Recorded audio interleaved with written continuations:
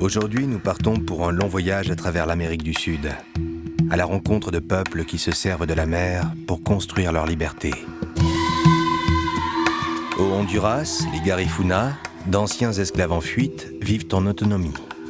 Pêchant, cultivant, célébrant les croyances de leurs ancêtres africains, ils se sont organisés en obéissant à une seule règle, agir comme bon leur semble.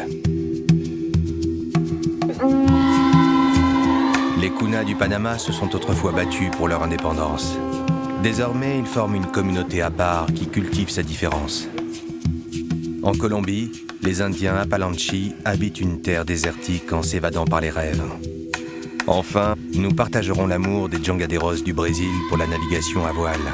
Sur leur jangada, ils s'aventurent au large pour pêcher et profiter d'un océan sans limite.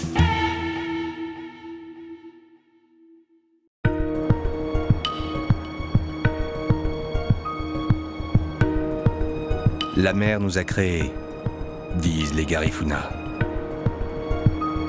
Ces descendants d'esclaves vivent aujourd'hui le long de la côte du Honduras, en communauté soudée, à l'écart du bruit du monde. Un pied ancré dans la mer, l'autre dans le sol. Les Garifuna n'ont jamais rien oublié de leurs racines africaines.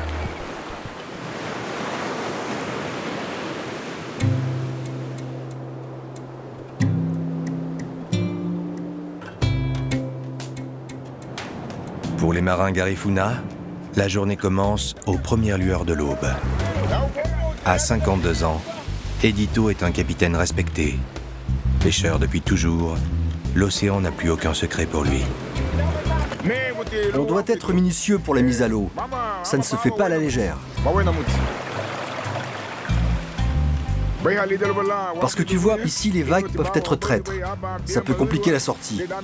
Tu dois repérer les séries de 3 vagues et attendre le bon moment.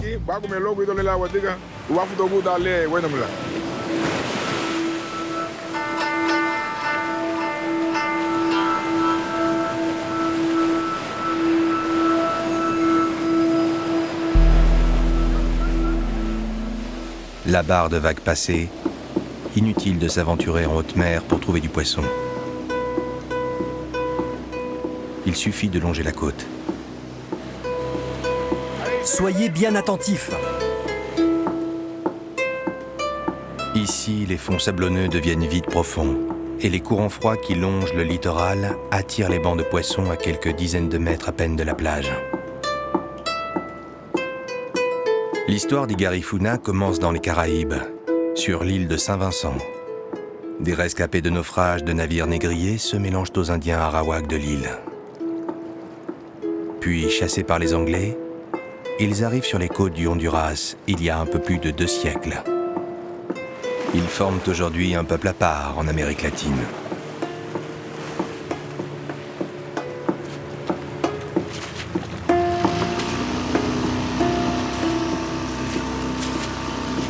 On se met là? Non, plutôt par là. Si on veut en avoir, il faut faire un grand tour.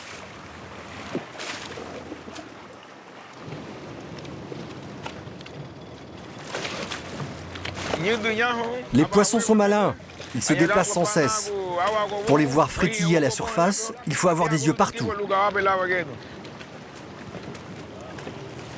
On est aidé par les gens sur la plage qui crient et nous montrent les poissons.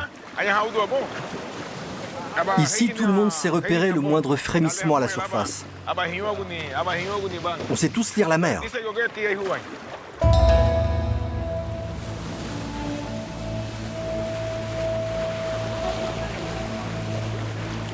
Vous voyez quelque chose? Gardez un œil sur les oiseaux.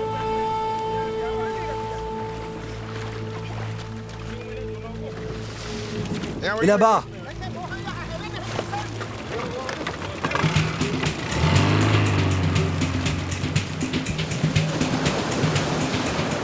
Qu'est-ce que vous faites? Vous êtes trop nombreux!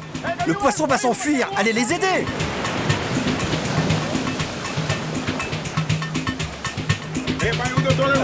Tu vois, on les a eus.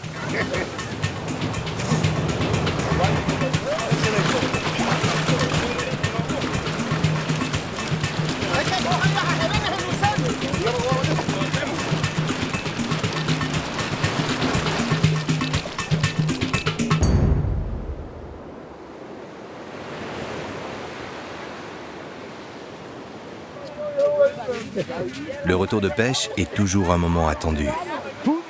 Les prises sont partagées entre pêcheurs, puis vendues aux membres de la communauté. Allez, on va pouvoir commencer la répartition.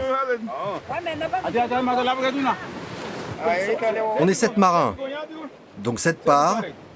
Les parfaites, on vend le reste.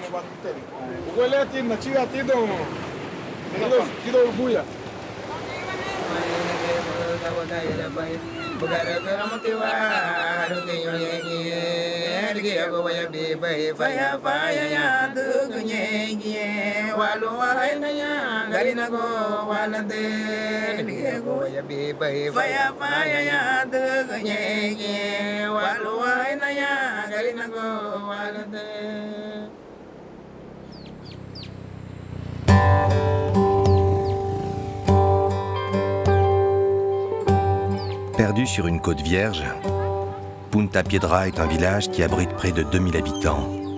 400 familles qui vivent ici sans eau courante ni électricité. Tous sont Garifuna.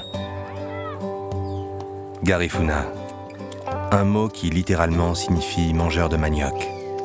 Derrière le village, les contreforts de la cordillère américaine forment un autre océan. C'est une succession de vagues, de collines escarpées, recouvertes d'une végétation tropicale. À l'image de Celsa, l'épouse d'Edito, ce sont les femmes qui ont la charge de dompter ce territoire sauvage. Des terres qui étaient terra nullis, terres de personnes, avant que les Garifuna ne s'y installent. Eh oui, 20 minutes d'ascension, tous les jours, comme nos pères et nos mères avant nous, et nos enfants après nous.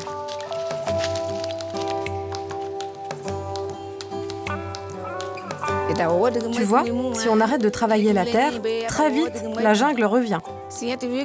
Là, il y a 15 ans, il y avait une parcelle. Maintenant, c'est la forêt. Avec la jungle, c'est un combat de tous les instants.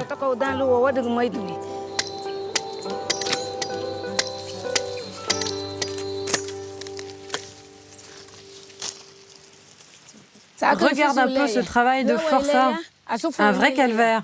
Tous les jours, on doit lutter contre les mauvaises herbes. Désherber, couper, replanter, encore et toujours. Un vrai sacrifice.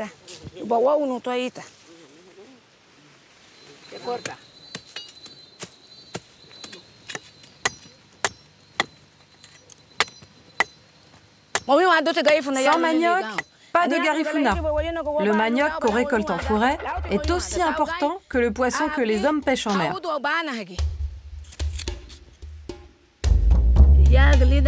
Ici, personne ne possède la terre à titre individuel. C'est la communauté qui distribue les parcelles aux familles. C'est elle qui détient le seul titre de propriété pour toutes nos terres, pour tout ce vaste territoire que tu vois là.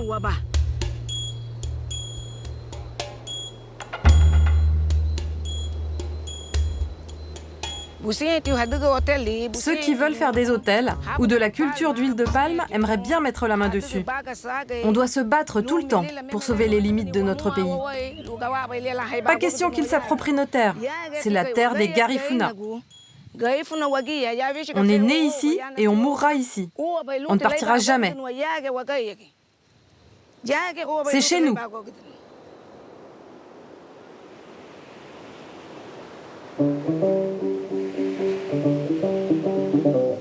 Au plus fort de la journée, la chaleur devient suffocante. Punta Piedra sombre dans une léthargie profonde. Il faut attendre la fin de la journée pour qu'une brise marine se lève enfin. Nous en profitons pour aller pêcher sur la plage.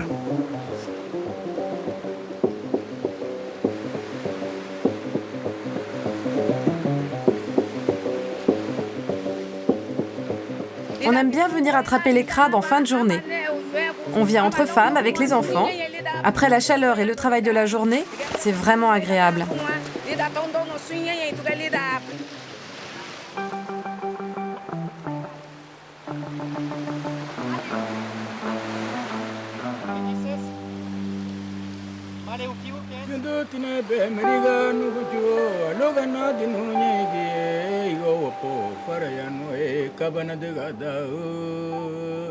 La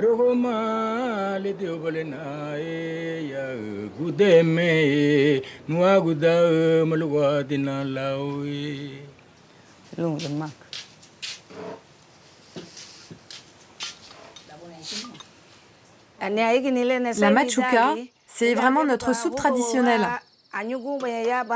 La base, c'est le lait de coco et la purée de banane. Là, elle est à la langouste. Mais tu peux aussi la faire avec du poisson. On profite des richesses de notre territoire et on combine tout ce qu'il nous donne dans notre cuisine. Écoute-moi bien. La machuca, c'est un symbole fort de la culture Garifuna. C'est le fruit d'un mélange, tout comme nous. Tu vois, c'est comme notre langue. Elle mélange des mots africains, français et aussi arawak. Cette langue est un ciment qui nous unit. On en est fiers.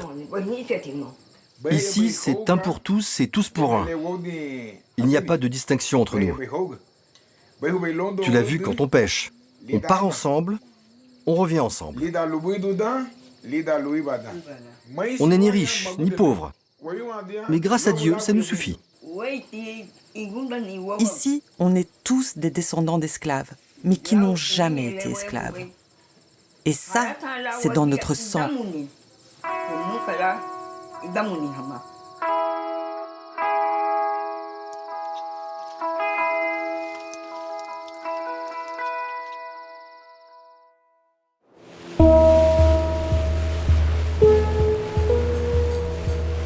Edito m'emmène une dernière fois en mer.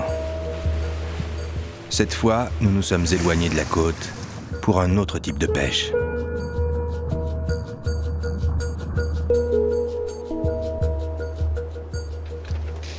Tu crois qu'il est plein? J'espère. Il fait son poids.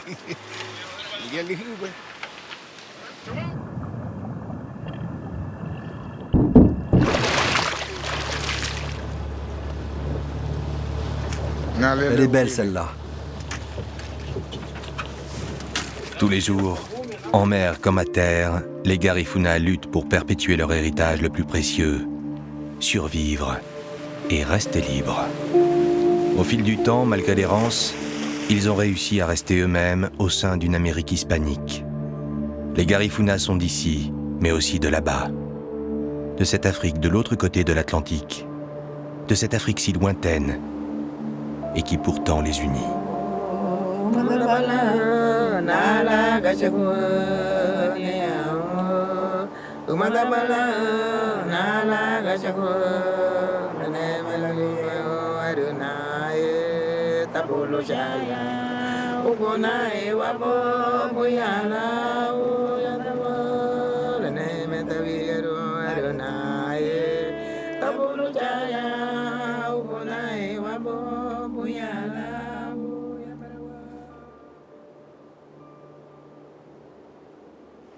Mon voyage se poursuit en descendant vers le sud. Je quitte les Garifuna pour partir à la rencontre des Kuna, un peuple du Panama, qui s'est battu pour protéger son indépendance.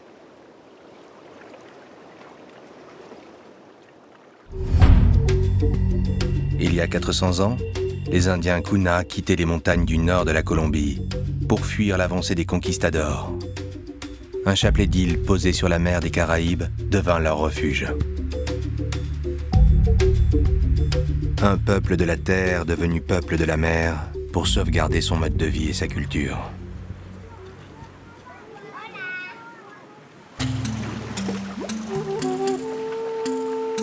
Le Kunayala, la terre des Kuna. Elle s'étend sur près de 200 km le long de l'isthme de Panama. Un territoire composé d'une large bande de terre nichée dans les contreforts des montagnes du Darien. Un archipel de 400 îlots coralliens où sont installés les villages. Pour se déplacer entre les îles, les Kuna utilisent des houlous, des pirogues de 4 à 5 mètres taillées d'un bloc dans un tronc de bois dur. Les houlous n'ont pas de gouvernail ni de dérive. Leurs voiles sont un patchwork de tissu rapiécé maintenu par une simple livarde. Nous nous rendons à El Tigre. C'est là que vit Léo avec sa femme et sa fille. une île minuscule située à 2 jours de navigation de la première route.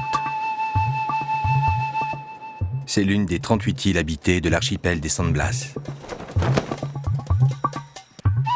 Isolés et protégés par l'océan et les montagnes, les habitants d'El Tigre ont préservé le mode de vie et l'identité de leur peuple.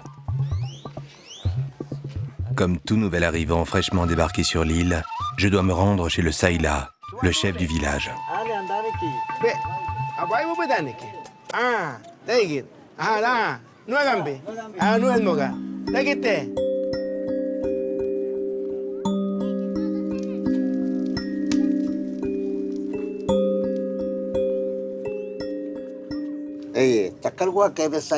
Il y a très longtemps, nos ancêtres vivaient dans les montagnes.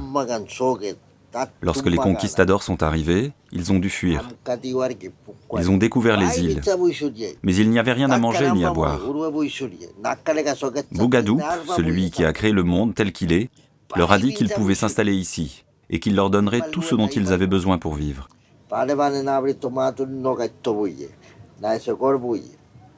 Lorsque nous pêchons, si nous ramenons beaucoup de poissons, nous devons le partager avec toute la communauté. Personne ne possède la mer.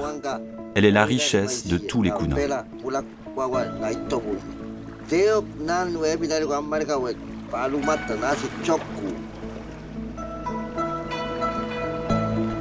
Pour pêcher, les habitants d'El Tigre n'ont qu'à ouvrir leurs portes. À l'abri du vent entre l'île et le continent, les eaux chaudes du lagon regorgent de poissons. Un simple fil de nylon et un hameçon suffisent pour attraper de quoi se nourrir, à condition toutefois d'avoir le coup de main. Quand l'appât est au fond, le poisson s'approche pour manger. Toi, tu écoutes et tu vas le sentir. 1, 2, 3, et tu le ramènes. C'est la technique que mon grand-père m'a enseignée.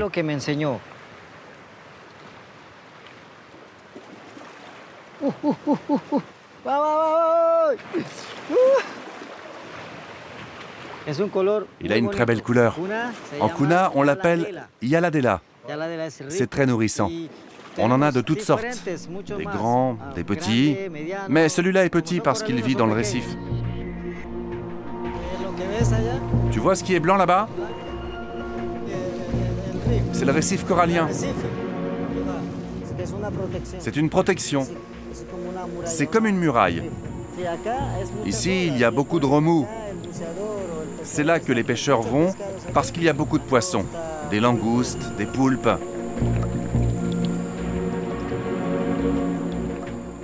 Mais les habitants d'El Tigre ne pourraient survivre sans la proximité du continent. Chaque jour, au gré des marées, hommes, femmes et enfants se rendent sur la terre ferme.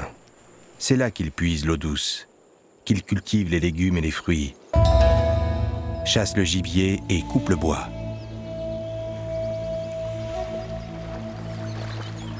Nous pénétrons dans cette forêt immense qui semble littéralement nous happer. C'est l'une des dernières forêts primaires d'Amérique centrale. Les Kuna l'appellent le Boniganas, le sanctuaire des esprits.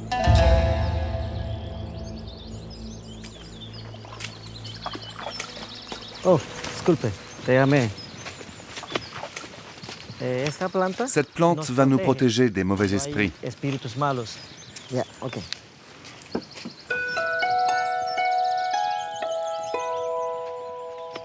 Les habitants d'El Tigre pratiquent la culture sur brûlis. Des parcelles de forêt sont d'abord défrichées, puis brûlées pour fertiliser les sols. Une agriculture vivrière qui leur permet de produire riz, bananes, ignames, mais surtout le manioc, qui constitue la base de l'alimentation des Kuna. Une fois que tu as tout enlevé, tu replantes des petits morceaux. Chacun d'entre nous replante pour qu'on ne se retrouve pas sans manioc. Je n'en prends pas trop car c'est seulement pour moi. Demain, il y a d'autres gens du village qui viendront. C'est important de replanter. Nous sommes de la terre, mais nous avons appris à vivre avec la mer. Parce qu'ici, à cause du danger, nous ne pouvons pas rester. Il y a des moustiques, des abeilles, des couleuvres, des crocodiles. C'est pour ça que la vie sur l'île est meilleure. Mais nous devons tout de même revenir à la terre ferme, à la terre-mère, pour ramasser de la nourriture. Le manioc, les mangues, les cocos.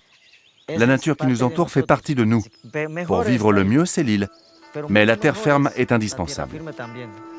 C'est Dieu qui nous a donné tout ça.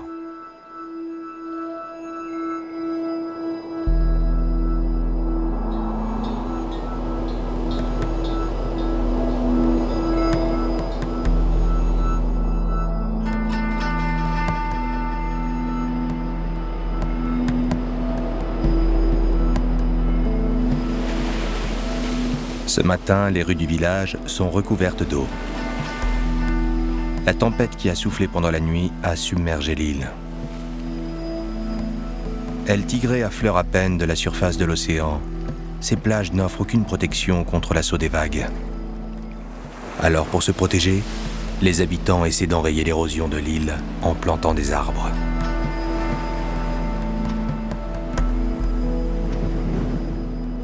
Aujourd'hui, du haut de mes 74 ans, j'ai vu beaucoup de changements. Le plus important, c'est la montée du niveau de l'océan. Lorsque le coefficient de marée est fort, le village se retrouve totalement inondé. Avant, on ne voyait jamais ça. Les îles sont tout simplement en train de disparaître.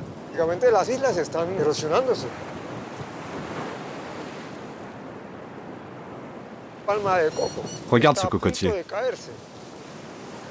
Il est sur le point de tomber. Il n'y a même plus de racines. Ce sont les vagues qui grignotent la terre et les racines.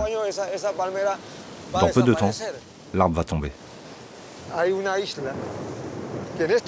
Il y a une île qui connaît en ce moment même ce problème d'érosion. Elle se réduit à vue d'œil, alors qu'avant elle était grande. Il est certain qu'un jour ou l'autre, elle va disparaître.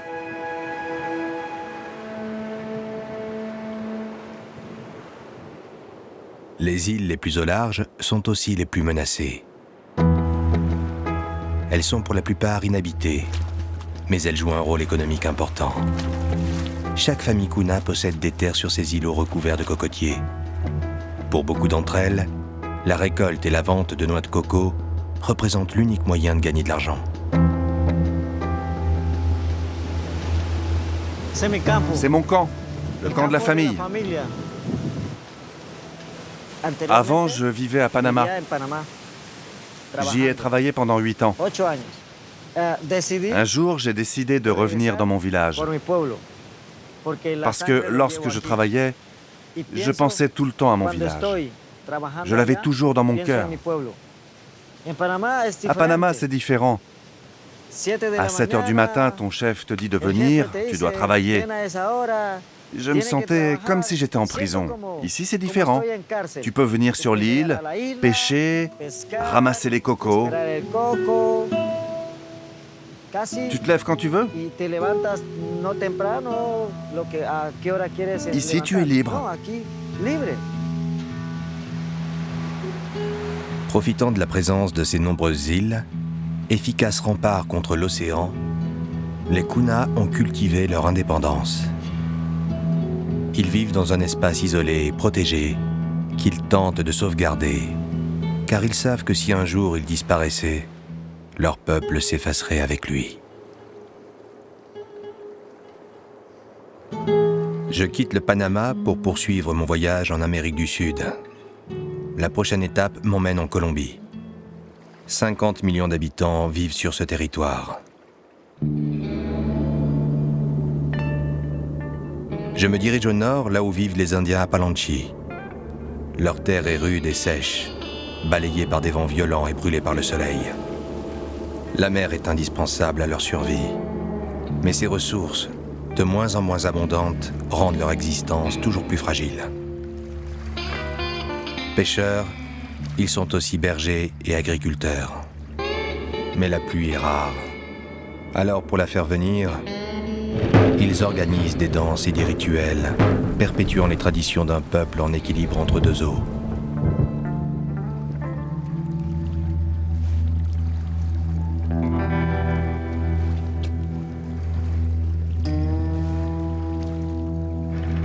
Fais attention, celui-là est agressif. Il est assez dangereux.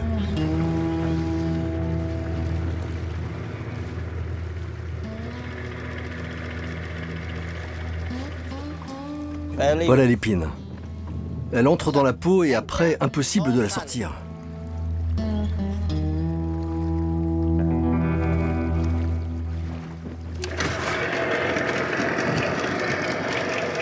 À 52 ans, Pépé est un pêcheur chevronné. Tous les matins, il part remonter ses filets avec le lever du soleil. Il appartient à la communauté des Indiens Wayuu. Elle regroupe près de 685 000 personnes qui vivent dans un désert proche de la frontière du Venezuela. Les Apalanchis, ce qui signifie gens de la plage, sont des Wayuu, mais dont la particularité est d'habiter le long de la côte. Quelques centaines d'Apalanchis, dont Pépé, se sont installés dans la baie de Portete, au nord-est de la Colombie. C'est ma maison. Protégée par un labyrinthe de palétuviers, la maison de Pépé, située à proximité d'un petit port, domine la baie. Ouverte sur la nature, elle vit au rythme du passage incessant des enfants, des cousins et amis de la famille. Une petite communauté qu'il nourrit en partie grâce aux poissons qu'il pêche. Oh, la pêche n'a pas été terrible. Du coup, les poissons d'aujourd'hui vont juste servir à nourrir ma famille, ainsi que les membres de ma communauté. Il n'y en a pas assez pour les vendre. Mais quand j'attrape 8 ou 10 kilos de poissons, alors là oui, je les vends. C'est notre moyen de subsistance principal. C'est notre pain quotidien pour les enfants et la famille. Sans poissons, il ne serait pas possible de vivre ici.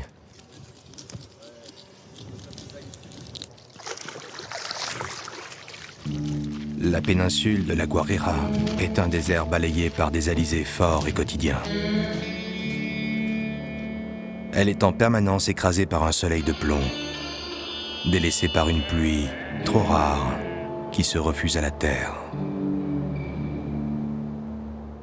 Une vie en équilibre, où les chèvres fournissent un peu de viande en complément du poisson, mais surtout du lait et de la laine. Lina est la femme de Pépé. Lorsque son mari pêche, elle s'installe devant son métier à tisser pour fabriquer les hamacs et les sacs utilisés par la famille. Dans cette communauté, la place des femmes est primordiale. Ce sont elles les propriétaires des terrains. Lina possède ainsi des dizaines d'hectares autour de sa maison qui servent à nourrir les chèvres de la famille. En fin d'après-midi, et en bon berger, Pépé rassemble son troupeau dans l'enclos pour protéger ses animaux des chiens errants. Là, tu vois, on va le faire téter.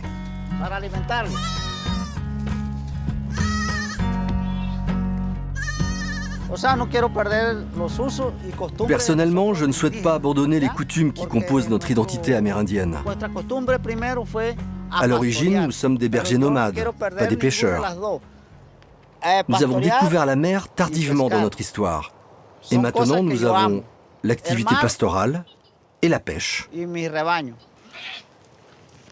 Comme tu as pu le voir, nous, les Apalanchis, nous savons élever les chèvres et pêcher. C'est ça, être Apalanchi. La légende Wayuu raconte que ce peuple est né dans les montagnes du Venezuela il y a 7000 ans. Vivant du peu que leur procure la mer et leurs troupeaux, les Apalanchis ont toujours été isolés. Jamais colonisés, ils se sentent encore aujourd'hui comme un peuple à part. On ne parle espagnol que quand c'est nécessaire, quand quelqu'un de l'extérieur, comme toi, nous rend visite. Mais notre langue, c'est le Wayuu Naiki. C'est important de parler notre langue, car je ne veux pas que notre culture disparaisse. Je veux que demain, nos enfants s'en emparent et la défendent, dans leur sang, dans leurs veines. Je veux qu'ils se battent pour leur identité indigène.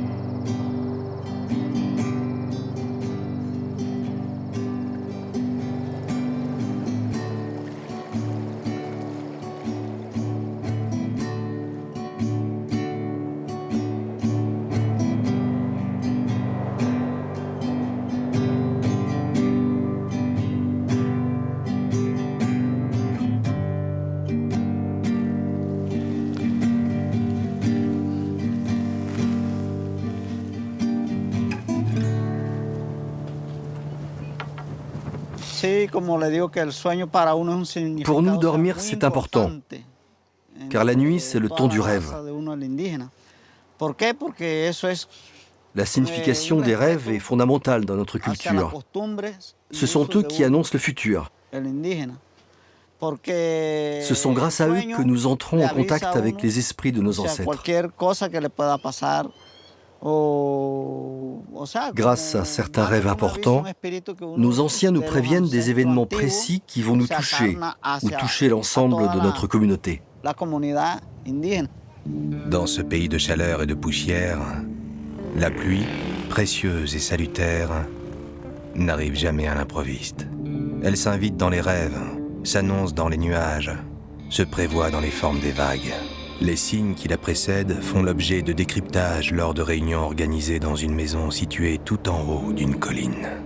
Elle appartient à celle qui dirige la communauté, à celle qu'on appelle ici l'autorité.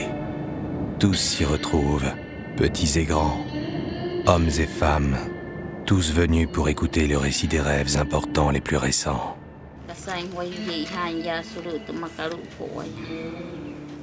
J'ai fait un rêve il y a 2 jours. Le soleil venait de se lever. La mer était calme. J'étais sur la plage de Portete quand tout d'un coup, la mer s'est retirée. J'ai alors vu 2 cavaliers habillés en blanc qui chevauchaient à toute allure sur le sable.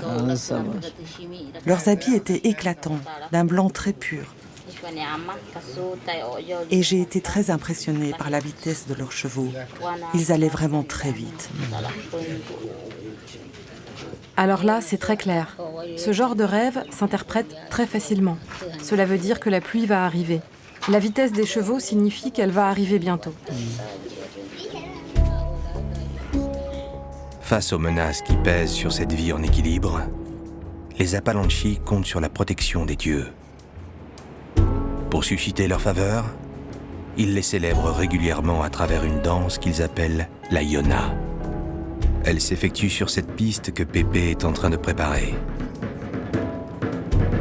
La Yona est annoncée grâce au tambour qui invite les habitants des villages alentours à y participer. Ensuite, les jeunes filles sont maquillées en hommage à Polowe, la déesse de la mer. À l'aide d'une peinture à base de champignons, elles se dessinent des figures de poissons et de coquillages sur le visage, tandis que les hommes accordent leur tambour pour la soirée qui s'annonce. Peu à peu, le soleil se couche, laissant place à la lumière des motos, projecteur de fortune de cette danse toujours attendue et désirée.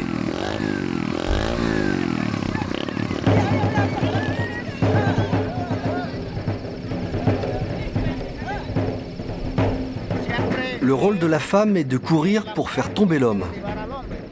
La femme avance tête baissée, puis accélère pour déséquilibrer son partenaire. C'est elle qui dirige le mouvement, l'homme se devant de réagir à ses attaques en reculant de manière habile, en faisant bien attention de ne jamais perdre l'équilibre pour ne jamais chuter devant elle. C'est ce que la Yona symbolise. Une faute d'inattention en reculant et le voilà par terre. Cette danse sert aussi à appeler la pluie. La Yona est une offrande aux dieux dans le but d'attirer leur faveur pour qu'ils nous envoient une pluie régulière. Nous interprétons nos rêves, puis nous invoquons la pluie grâce à cette danse. Voilà les étapes que nous devons suivre pour faire venir cette pluie qui nous est tant précieuse.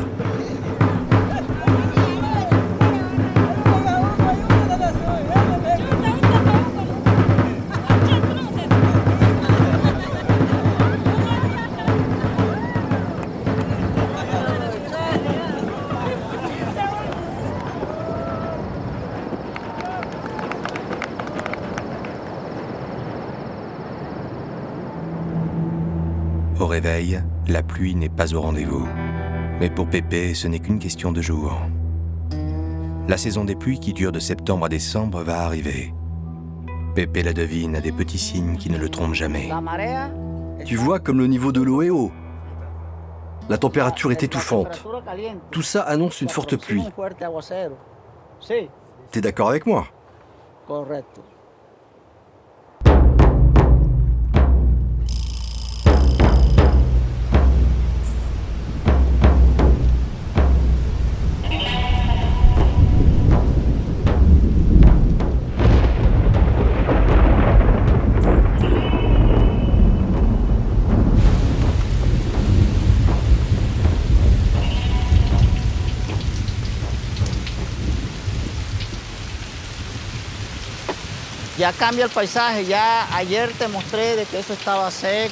Le paysage est déjà en train de changer. C'est déjà beaucoup moins sec. Et dans 3 jours, tout aura changé.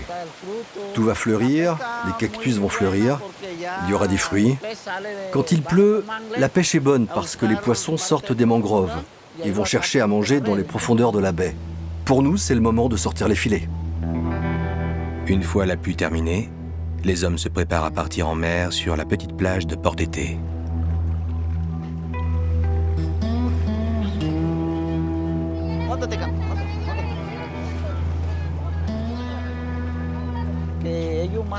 Il y a des années, c'était magnifique ici.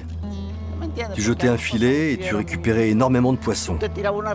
Tu partais pêcher et il y avait des langoustes en quantité. Mais maintenant, il y en a beaucoup moins. La vie est plus dure, mais je ne veux pas oublier ma culture. Et je veux la transmettre à mes enfants. Parce que je trouve qu'ici c'est beau et que nous devons défendre cet endroit.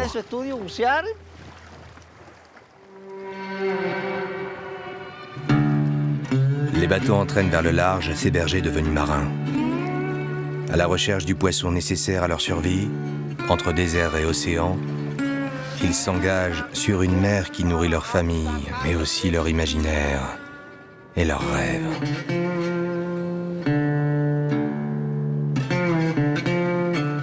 Je quitte maintenant la Colombie et ses bergers des mers pour m'engager plus à l'est. Je me dirige vers le nord-est brésilien, une région immense, célèbre pour sa lumière et ses longues plages de sable. Le long d'une côte battue par les vents, les pêcheurs du nord-est brésilien ont appris à affronter la mer à l'aide d'un étrange bateau.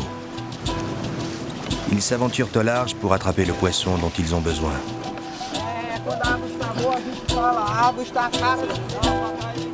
Mais ces pêcheurs sont aussi compétiteurs. Ils aiment plus que tout mesurer leur qualité de navigateurs dans des régates qui consacrent les meilleurs marins du village.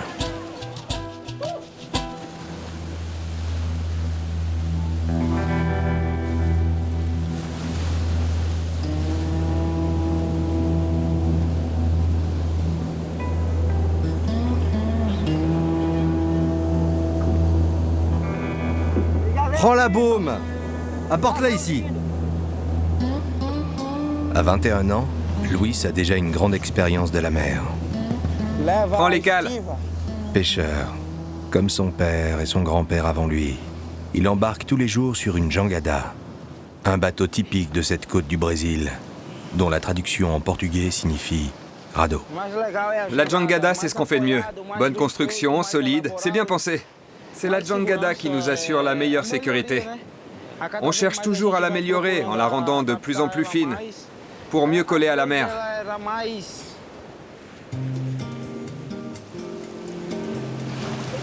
Des vents forts et constants soufflent sur la côte.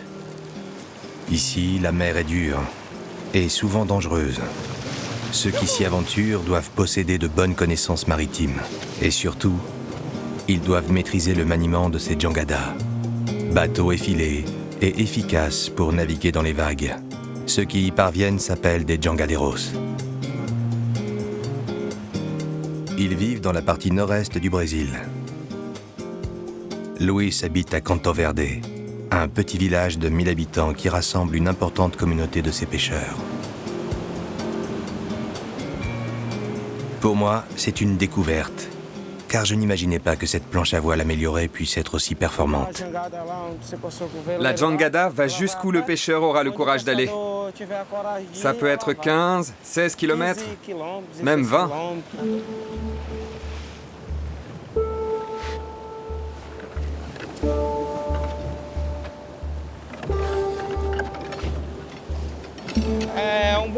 Un bon jangadeiro, c'est celui qui sait où se trouve le poisson.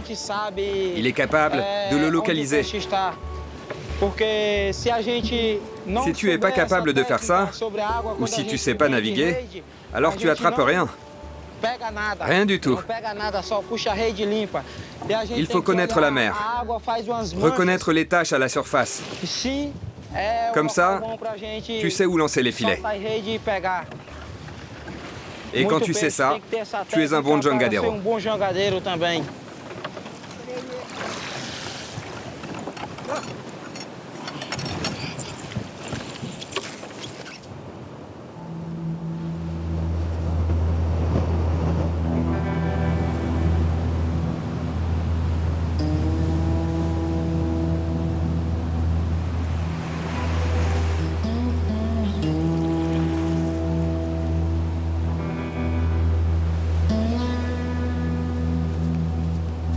Quand le soleil se couche derrière les dunes, la plupart des jangaderos de Canto Verde regagnent leur foyer. Ils rapportent à leur famille le poisson qu'ils ont pêché.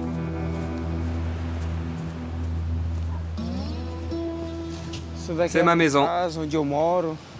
J'y habite avec ma famille, avec mon père et mes 3 frères.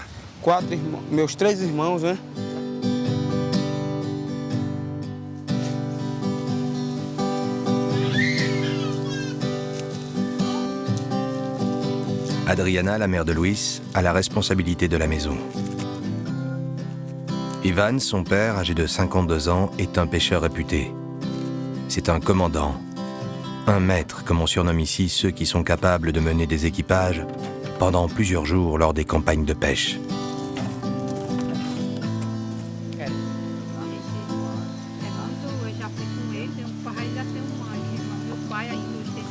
À 21 ans, Luis est déjà marié et père de famille. Il partage la maison de ses parents avec femmes et enfants, espérant un jour pouvoir prendre son indépendance. Moi, j'aimerais bien devenir commandant pour naviguer le plus possible.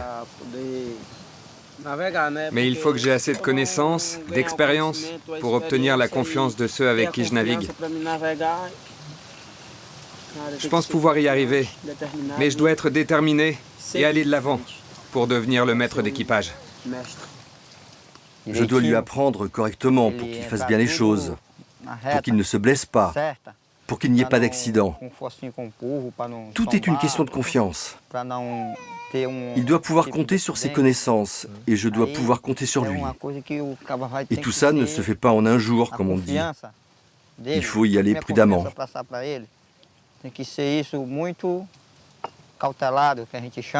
Tiens, un exemple. Quand on navigue le soir et qu'il n'y a pas de GPS, je dois lui apprendre à lire la position des planètes. Alors la nuit, on les regarde ensemble pour savoir quand embarquer et quelle direction prendre. Si je ne partage pas bien mes connaissances avec lui, tout mon savoir sur le positionnement des planètes, sur les cycles de leur lumière, alors les conséquences pour lui et pour son équipage peuvent être graves. S'il ne sait pas se repérer, c'est facile pour lui de se perdre en mer, et ce peut être très dangereux.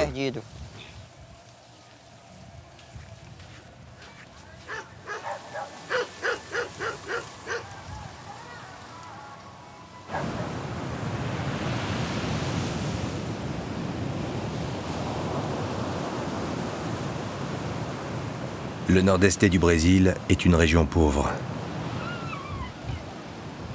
La famille d'Ivan vit du peu d'argent qu'elle parvient à arracher à la mer. Les trophées, gagnés lors de régates, sont bien souvent les seules décorations dans les maisons. Ils s'exposent aux yeux de tous pour que chacun mesure, d'un coup d'œil, la valeur du marin qui vit dans ces lieux. Dans la culture de ce peuple pêcheur, les vainqueurs de ces compétitions entre jangaderos sont respectés et estimés. On est du même sang. Il a la même volonté que moi. Il veut gagner, être célébré par ses amis, tout comme moi. Je lui ai transmis cette passion très forte. Je l'ai entraîné pour qu'il ait envie de gagner, de remporter les courses.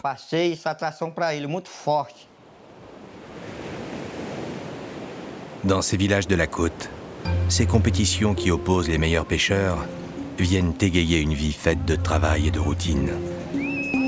Peu à peu, bateaux et équipages se rassemblent sur la plage en vue de la régate qui va bientôt commencer.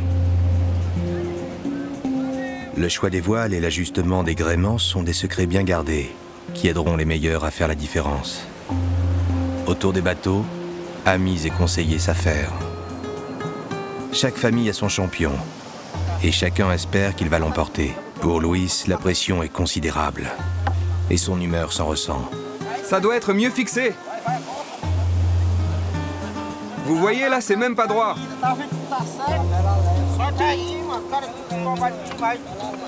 C'est vraiment pas sérieux comme travail. Quelques secondes avant la course, les bateaux sont placés sur la ligne de départ.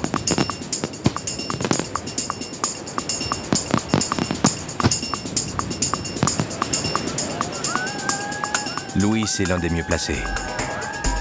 Pour Ivan, en revanche, sa position un peu à l'écart l'empêche d'espérer une victoire facile. Dès le départ, le bateau de Luis se positionne de manière favorable. Mais la course est encore longue. Elle dure près de 2 heures.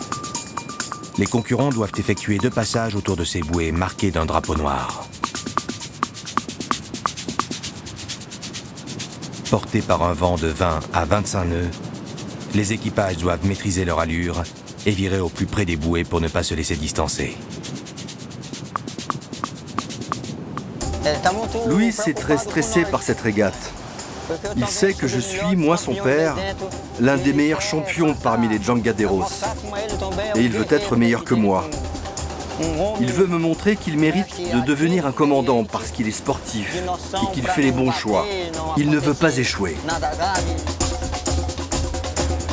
Malgré son bon départ, Luis commet une erreur. Lors du dernier tour, il vire trop loin de cette bouée. Il se fait rattraper, puis dépassé par un adversaire. Désormais, une 50aine de mètres le séparent du leader.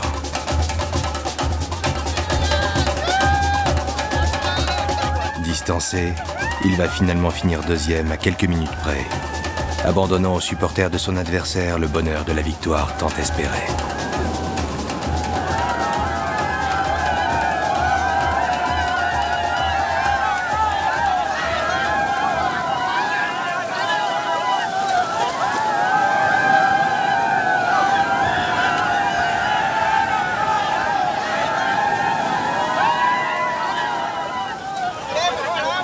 T'as fait n'importe quoi, t'es passé beaucoup trop large sur la bouée et tu t'es fait doubler.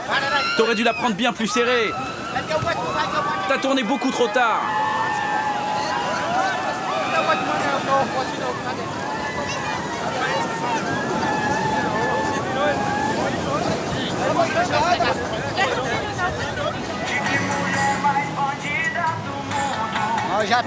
Bon, ce sera pour la prochaine fois. On se prépare déjà pour une prochaine régate avec des très bons. C'est dans 2 mois.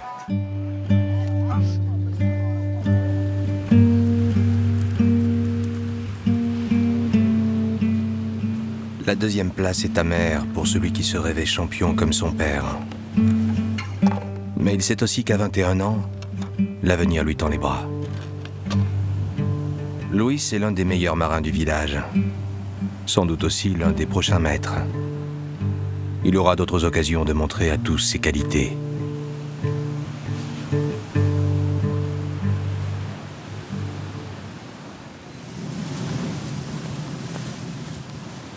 Sur la plage, Ivan prépare le repas du soir. Il sait que d'ici 1 an ou 2, son fils Luis prendra le commandement d'un bateau, qu'importe qu'il ait gagné ou non cette dernière régate.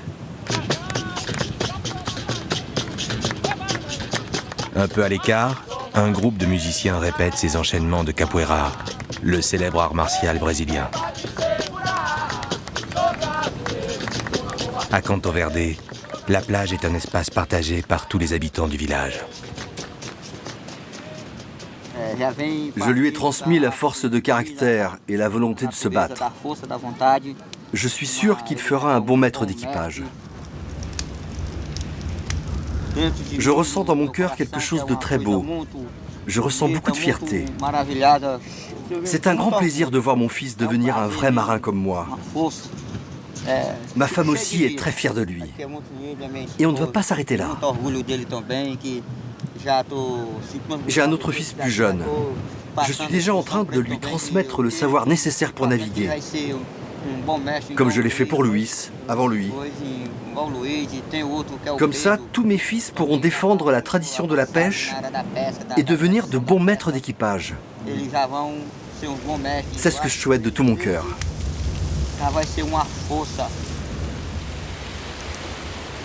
Comme souvent au Brésil, la pluie s'invite soudainement à la soirée. Un peu à l'image des imprévus qui bouleversent le destin de ces peuples.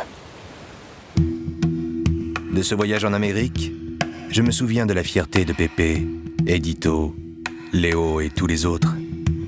Cette fierté d'avoir réussi à préserver l'identité de leur communauté en affirmant leur indépendance. Mais tous aussi ont le sentiment d'être sur un fil. Comme si être à Palanchi, Garifuna, Kuna ou encore Jangadero était un privilège bien fragile, au regard des changements qui agitent le monde.